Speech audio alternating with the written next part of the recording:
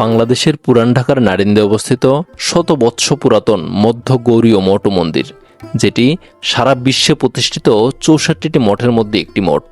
ঐতিহাসিক এই মঠটি দর্শন করতে আসলে আপনারা চাইলে নামমাত্র প্রণামীর মাধ্যমে এখানে ৩ বেলা প্রসাদ গ্রহণ সহ রাত্রি যাপনও করতে পারবেন। আজ আমরা আপনাদেরকে দেখাবো কিভাবে এই মন্দিরে আসবেন, কোথায় থাকবেন, সব কিছু বিস্তারিত। এই মন্দিরটি দর্শন করার জন্য ঢাকার যাত্রাবাড়ি থেকে যে কোনো একটি রিক্সা বা ইজি বাইক নিয়ে চলে আসবেন নারিন্দা রোড, আর এই রোডের পাশেই অবস্থিত এই ঐতিহাসিক মন্দিরটি।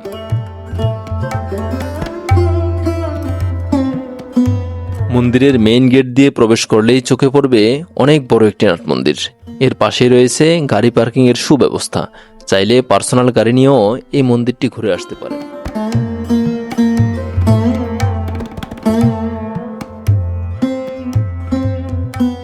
এই মন্দিরটির ভিতরে প্রবেশ করেই খুব সুন্দর অনেক বড় একটি নাট মন্দির দেখতে পাবেন, এবং নাট মন্দিরের পিছনে যে ভবনটি রয়েছে এটি হচ্ছে মূলত ভক্ত নিবাস, এবং এর পাশেই একটি স্টল রয়েছে যেখানে মন্দিরের কিছু প্রসাদ বা পূজা দেওয়ার জন্য ধূপকাঠি, মোমবাতি এগুলা ক্রয় করা যায়।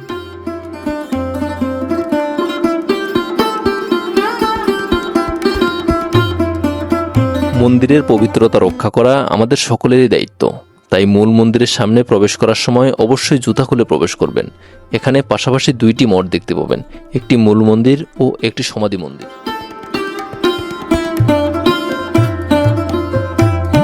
মূলত এই মন্দিরটির ভিতরের এটি হচ্ছে মূল মন্দির, যেখানে ভগবান শ্রী রাধা মাধবের পূজা অর্চনা করা হয় এবং গৌরাঙ্গ মহাপ্রভুর পূজা অর্চনা করা হয় এই মঠ।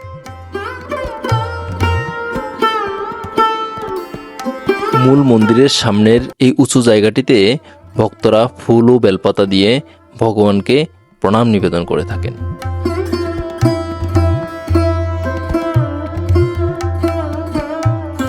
মূল মন্দিরটির সামনে রয়েছে সুবিশাল একটি নাট মন্দির, যে নাট মন্দিরের সাজসজ্জা আমার কাছে বেশ ভালো লেগেছে। আপনাদের কাছে কেমন লাগলো চাইলে কমেন্টে জানাতে পারেন।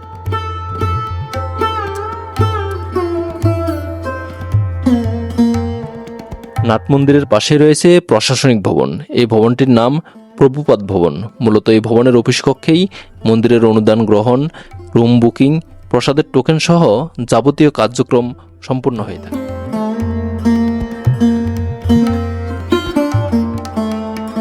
এই যে দেখতে পাচ্ছেন অফিস রুম, এখানে এক একটি রুমে এক এক কার্যক্রম করে থাকে, আর মূলত এখানে যারা মন্দিরের দায়িত্ব রয়েছেন তারা এই ভবনে থাকেন, আর বাইরে থেকে যারা আসেন তারা হচ্ছে এই ভবনটিতে থাকেন।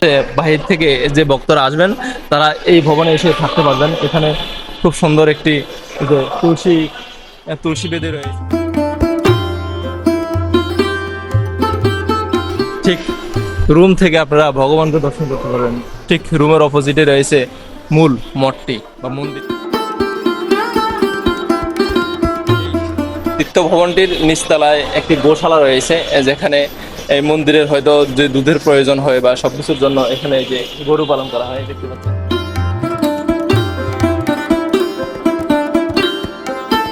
ভক্ত নিবাসটির ভিতরে প্রবেশ করতেছি। মূলত যে ভবনটিতে ভক্তরা এসে থাকেন এখানে কিন্তু লিফটও রয়েছে দেখতে পেলাম। এই যে লিফট বেশ সুন্দর, কিন্তু অনেক বড় একটি ভবন এবং খুব সাজানো গোছানো। হ্যাঁ,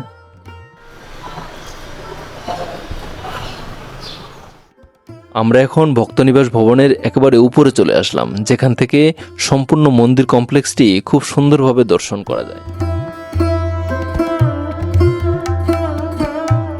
আমরা এখন ভক্তনিবাসের একেবারে উপরে রয়েছি।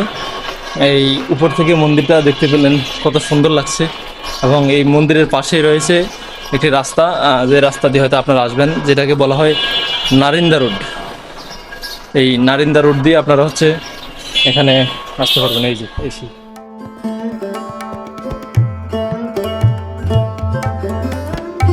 আপনাদের জন্য একটু সহজ বুদ্ধি হচ্ছে, ঢাকাতে আসলে গুলিস্তানের পাশেই পুরান ঢাকায় একটি হসপিটাল রয়েছে, নাম হচ্ছে সালাউদ্দিন হাসপাতাল।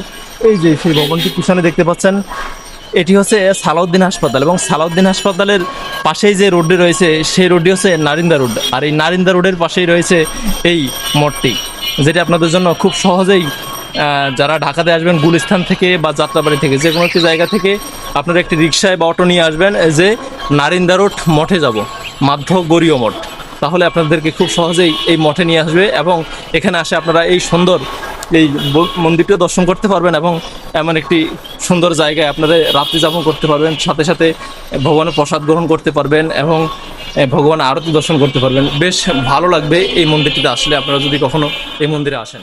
এই মঠের যে রুমগুলো রয়েছে, রুমগুলো বেশিরভাগই এমন হয় বড় ছোট রয়েছে। আমার বাসা হচ্ছে চট্টগ্রামে, আমি এখানে হচ্ছে কাজের সুবাদে আসেন। মাঝে মাঝে আসেন? এবার প্রথম আসছি, আমি এর আগে আমার রিলেটিভের বাসায় ছিলাম, তো ওনারা চলে যাওয়া তো অন্য জায়গায়, তো আমি এখানে আসছি আর কি। কেমন লাগছে এখানে এসে? হ্যাঁ, পরিবেশ খুবই সিকিউর আছে, তারপর হচ্ছে মন্দিরের পরিবেশ তো আর ভালোই লাগে। হ্যাঁ বলার অবকাশ থাকে না। প্রসাদের ব্যবস্থা রয়েছে। হ্যাঁ, এখানে হচ্ছে সকালের এবং দুপুরের এবং রাতের প্রসাদের ব্যবস্থা, মানে মনোরম একটা পরিবেশ থাকার। আপনি দেখতেছেন অলরেডি থাকার জায়গাও খুব সুন্দর, ফ্যামিলি নিয়েও থাকতে পারবে এখানে চাইলে। এখানে রুম ভেরিয়েশন আছে, তবে আমার এই রুমের হচ্ছে গিয়ে ভাড়া নিচ্ছে হচ্ছে গিয়ে 600 টাকা। এক্সিট 600, এক্সিট মিন্স হচ্ছে গিয়ে পুরো রুমটারই, পুরো রুমটারই। যদি দুজনে আসে সেক্ষেত্রে বাস সেই ক্ষেত্রে 300 টাকা পড়তেছে। হ্যাঁ, অ্যাকচুয়ালি এই রুমগুলো হচ্ছে ফ্যামিলি রুম, তো আপনি যদি ফ্যামিলি নিয়ে আসেন তাহলে আপনার জন্য কস্টিং এর ব্যাপারটা অতটাও হয় না। আপনার পরিচয় জানার জন্য এনআইডি কার্ড প্রোভাইড করলে ওনারা এরপরে বাকি প্রসিডিউর। আমি হচ্ছে কি আজকে 3 দিন থাকতেছি, তো আপনার যত ইচ্ছা ততদিন থাকতে পারেন। তো এখানে যে রুমটা দেখাচ্ছে এখানে 2টি খাট রয়েছে, ওয়াশরুম মনে ভিতরে না? হ্যাঁ, অ্যাটাচড ওয়াশরুমও রয়েছে। ভাড়া শুনতেই পারছেন, এমন একটি রুম মাত্র 600 টাকা। যদি দুইজনে আসে বা ফ্যামিলি নিয়ে আসে, আমার মনে হয় যারা হিন্দু আমরা যারা আছি তারা এসে ঢাকা হোটেলে না উঠে যদি এইসব মন্দিরে আসি, এক কাজে দু কাজ হবে। প্রথমত হচ্ছে আপনি খুব ভালো একটি জায়গায় থাকতে পারবেন, সপরিবারে মন্দির দর্শন করতে পারবেন, প্রসাদ গ্রহণ করতে পারবেন। এর চেয়ে ভালো কিছু আমার মনে হয় না। আপনারা যদি কেউ এই মন্দিরে আসেন, আশা করি সত্যি অনেক ভালো লাগবে, কারণ এর যে খোলামেলা পরিবেশ এটি আপনাদের কাছে ভালো লাগবেই।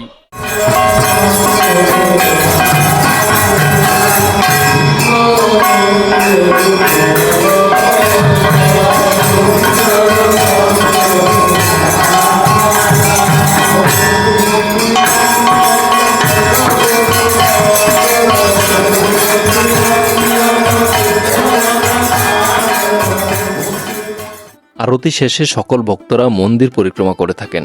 চলুন আমরা এখন এই মন্দিরের যে সেবায়ত তার মুখ থেকে মন্দির প্রতিষ্ঠা সম্পর্কে সংক্ষেপে কিছু জানি। হরে কৃষ্ণ, নমস্কার সবাইকে। আমি এখানে পূজারী হিসেবে আছি। মানে এই মঠ প্রতিষ্ঠা করেছে শ্রী শ্রী ভক্তি সিদ্ধান্ত সরস্বতী গোস্বামী ঠাকুর প্রভুপাদ। ইসকনের যে প্রতিষ্ঠাতা অভয়চরণ অরবিন্দ স্বামী প্রভুপাদ, উনার গুরুদেব শ্রীল ভক্তি সিদ্ধান্ত সরস্বতী গোস্বামী ঠাকুর প্রভুপাদ। উনার সারা বিশ্বে 64টি গৌড়ীয় মঠ আছে। প্রথম তিনি প্রতিষ্ঠা করেন মায়াপুর শ্রী চৈতন্য মঠ, যেটা মায়াপুরে ইন্ডিয়াতে নদিয়াতে, এবং দ্বিতীয় প্রতিষ্ঠা করেন বাগবাজার গৌড়ীয় মঠ, সেটা হচ্ছে কলকাতাতে, এবং তৃতীয় তিনি বাংলাদেশে এসে ঢাকার মধ্যে এই শ্রী শ্রী মাধ্য গৌরী মঠ প্রতিষ্ঠা করেন। এবং এই মন্দিরটা প্রতিষ্ঠা হয় 1921 সালে। যেই সালে ঢাকা বিশ্ববিদ্যালয় প্রতিষ্ঠা হয় সেই সালে আমাদের এই মন্দির প্রতিষ্ঠা হয় 1921 সালে। মন্দির আমাদের সকাল 6টায় খুলে, 6টায় খোলার পরে সারাদিন মঠ মন্দিরের কার্যক্রম চলে, পূজা অর্চনা সবকিছু চলে, এবং রাত্রে 11টায় গেট বন্ধ হয়ে যায়। 11টার আগে আসতে হবে। আসে আমাদের অফিস আছে, অফিসে যোগাযোগ করে রুমের সুব্যবস্থা আছে। সেই সত্যি কথা বলতে মানে এমন একটি মন্দির, এটা হয়তো অনেকেই জানে না যে এমন একটি তাৎপর্যপূর্ণ একটি মন্দির। বাংলাদেশের রাজধানীতে এমন একটি ঐতিহাসিক মন্দির রয়েছে, এটা আমরা যদি না দর্শন করি, না দেখি, সেটা আমাদের জন্য হয়তো ব্যর্থতা। আমার কাছ থেকে ব্যক্তিগতভাবে অনুরোধ থাকবে, যারা ঢাকাতে আসবেন বা ঘুরতে আসবেন, বিশেষ করে স্বামীবাগ ইসকন মন্দিরে সবাই আসেন, কিন্তু অবশ্যই সব মন্দিরের সমান কিন্তু এই মন্দিরটা দর্শন করবেন, কারণ এই মন্দিরের প্রতিষ্ঠাতা আপনি শুনতে পারেন যে ইসকন যে প্রতিষ্ঠা করছেন তার গুরুদেব এই প্রতিষ্ঠা করেছিলেন এই গৌরীয় মঠ, যেটা অনেকেই জানে না। তো আশা করি সবাই আসবেন, এসে এই মঠটি দর্শন করবেন। তাহলে আজকের মতো ভিডিওটি এখানে শেষ করছি। ভালো থাকবেন সবাই। হরে কৃষ্ণ। সকলকে আমার ধন্যবাদ প্রণাম দিয়ে ভিডিও এখানে শেষ করছি। সবাই ভালো থাকবেন। হরে কৃষ্ণ।